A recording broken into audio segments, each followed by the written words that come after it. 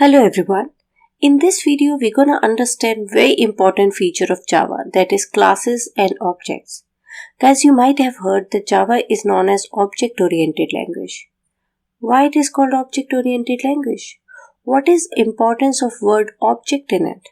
That's why the complete language is being classified with its name. So let's understand it in more detail. So class can be considered as a template created to define the behavior or state of an object. Quite technical, no? Let's explain it in a real-time environment. So let's say if you want me to build a house for you, first I will be creating its blueprint. You can consider blueprint as a class. Now this blueprint is defining state and behavior of the house. How it's doing that? Let's say state, it is defining how many rooms going to be there, what will be the address, location of the house, how many stories it will have and all that features. Now behavior can be open the front door, open the garage door, open the windows.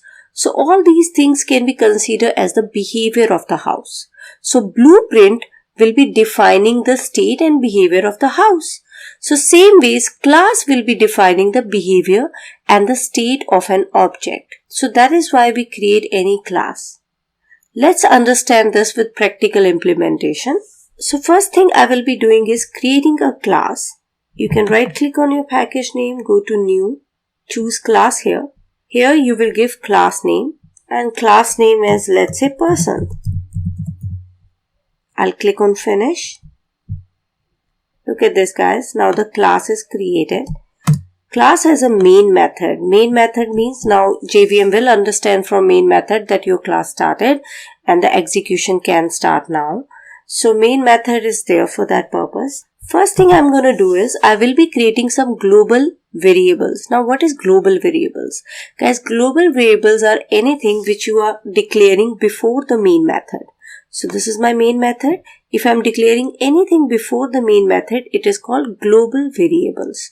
So I will be defining some attributes of a person. So I'll say string name. Then second one can be int age. Another can be string gender. So these are some common attributes, and if I talk in technical terms, you can say states of person class. Now we'll understand concept of objects here. So guys, it's not like everyone will have same name, same age or gender. People will have different names, different genders or ages. Now let's say I want to define 3 people over here. I want to give attributes of 3 people over here. They have different names, different ages and different genders. How I can do it in the same class? I cannot do it. I need to create 3 instances of the class. And these 3 different instances will have different memories. And we will be creating these instances by creating objects. Let's see how we do it. Whenever you write new, name of the class, that is person in this case,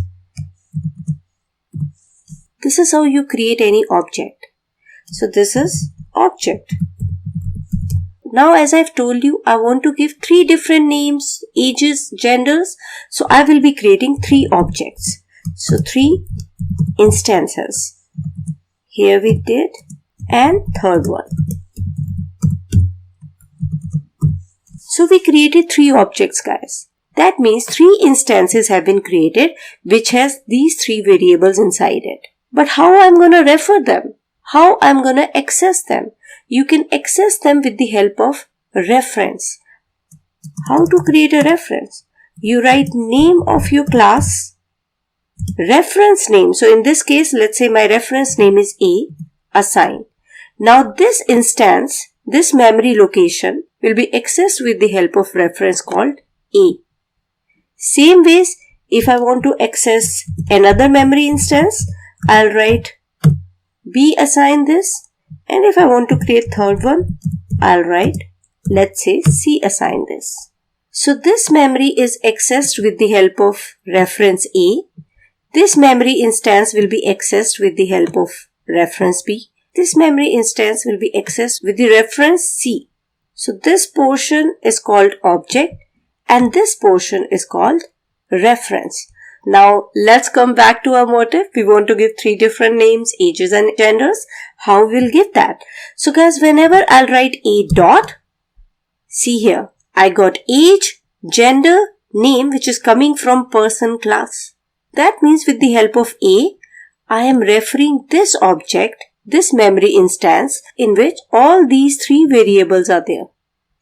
When I wrote a dot, I got all the variables which are there in the memory. If I'll write a dot name, I can define name as, let's say in this case, Scott.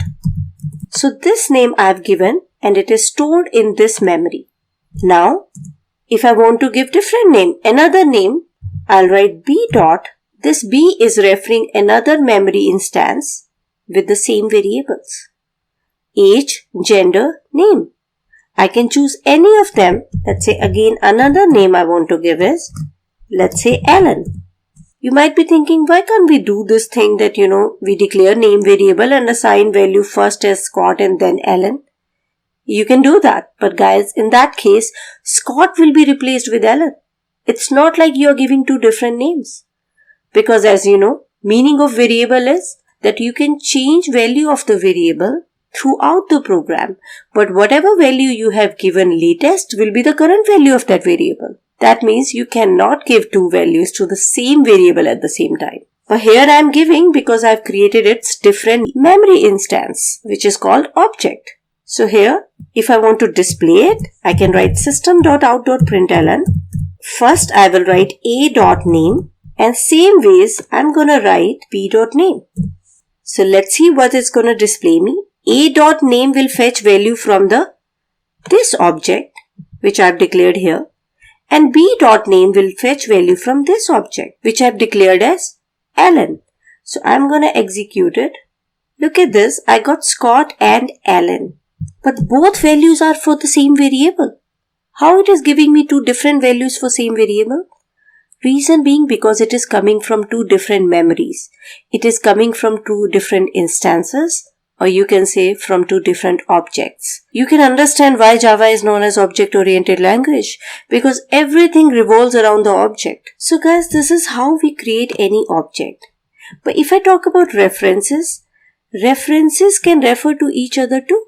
Let's say if I write A assign B, that means A is now referring to B. In simple words, it's going to refer this object now. That means you can assign reference of one object to another object also. So in that case, this reference is not referring this object. Instead, it is referring now this object. So we can also change reference assignments. So guys, this is the concept of object and classes. I hope you understood it. That's all for this video. Thanks for now.